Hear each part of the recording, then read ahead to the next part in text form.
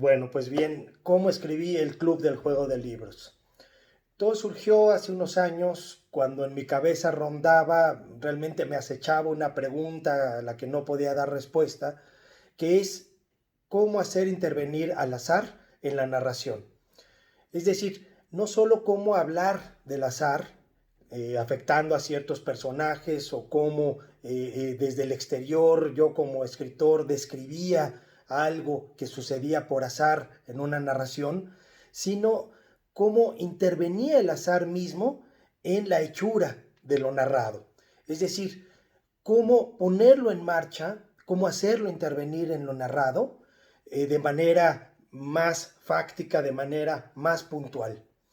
La respuesta se me ocurrió en una noche de insomnio que yo tengo esta serie de ocurrencias en el insomnio, cuando recordaba un juego que solíamos jugar una serie de amigos, las tardes y las noches que se prolongaban con copas de vino, con copas de tequila, en fin. Bueno, pero el juego que jugábamos con una pila de libros a la que le hacíamos preguntas sobre nuestras vidas, como si fuera un nuevo oráculo, como si fuera una nueva pitonisa que decía verdades, ¿no? Le preguntábamos a los libros, por ejemplo, libro quinto de arriba para abajo, que me conteste la página 100, el primer párrafo, qué es lo que va a pasar con mi padre, ¿no? Qué viaje haré en un futuro, o hacia el pasado, qué quiere decir que una ventana se rompiera cuando yo iba con mi novia y ese acontecimiento de la ventana rota nos hizo precisamente romper nuestra relación. Bueno, ¿qué quiere decir todo ese acontecimiento? En fin, actuábamos entonces conforme a lo dicho por los libros o ajustábamos lo que hacíamos a lo dicho por los libros. La interpretación y el azar jugaban un mismo juego, ¿no? Y la creencia en lo dicho por el azar era así convertido en destino de lo que se quiere, en un destino del azar. Claro, en mi mente, al escribir este libro, en mi mente estaban rondando también Mallarmé y el juego de dados, Nietzsche y el amor fati, el querer aquello que sucede por azar, ¿no? Y entonces todas estas cosas me llevaron a la idea de pongamos a jugar a los personajes el juego de libros, ¿no? Claro, se formó un club. La idea del club es muy recurrida en la cinematografía y en la literatura. Está el Club de la Serpiente, que ni más ni menos se le ocurrió a Cortázar, ¿no? A Cortázar en Rayuela, y que va a tener una fuerte influencia en mi libro. Este Club de la Serpiente que juegan los integrantes de Rayuela. También está el Club de los Suicidas, tremendo. Y también está el Club de los Poetas, mucho más light, mucho más hollywoodense. En fin, entonces a los personajes se les ocurre cómo llamar este club del juego de libros y siguiendo una idea de Cortázar, si bien no de Rayuela, sino de un cuento acerca de los ajolotes, se les ocurre llamarse el Club de los Rosados Ajolotes, ¿no? Nombre ridículo, nombre derivado de un aspecto meramente lúdico de ese momento, medio embriagado, medio juguetón, ¿no?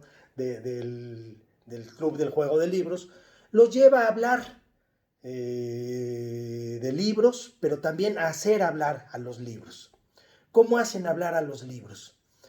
Bueno, en la pila de libros aparecen nombres, letras de una tradición de la literatura tan fuerte como Borges, como Octavio Paz, como Cortázar mismo, como José Emilio Pacheco, pero también desde otra perspectiva ponen a jugar estos personajes a que Roberto Bolaño, a que Revueltas, a Ruiz Sánchez, y luego se pone más densa la cosa y ponen a hablar a George Bataille, ponen a hablar a Kerouac y a los demás integrantes de los beatniks, y todos van dando señales de qué quieren decir, de qué quieren hacer saber a los personajes y cómo tienen que actuar, ¿no?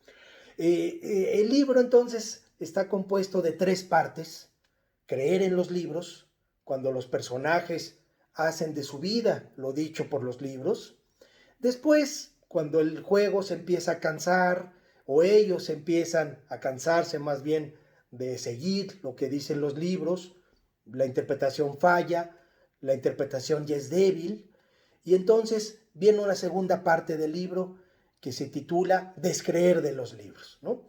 Ahí los personajes empiezan a hacer trampa, le empiezan a jugar chueco al juego de libros y empiezan a interpretar tramposamente lo que dicen ciertos pasajes, o empiezan a manipular la pila de libros porque ya reconocen detrás de esa tela roja con la que siempre cubren la pila de libros para que no se reconozca, pero ellos ya reconocen a los libros por las pastas o por el grosor o en fin, y entonces el llamado exegeta de los libros empieza a hacer trampa y empieza a leer pasajes que ya sabía de memoria de antemano, ¿no?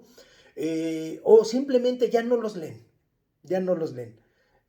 ponen de pretexto el tiempo místico, el tiempo sagrado, el tiempo azaroso del club, del juego de libros, para simplemente emborracharse, para simplemente buscarse entre ellos sexualmente, o para jugar otros juegos que ya no tienen que ver con los libros, ¿no?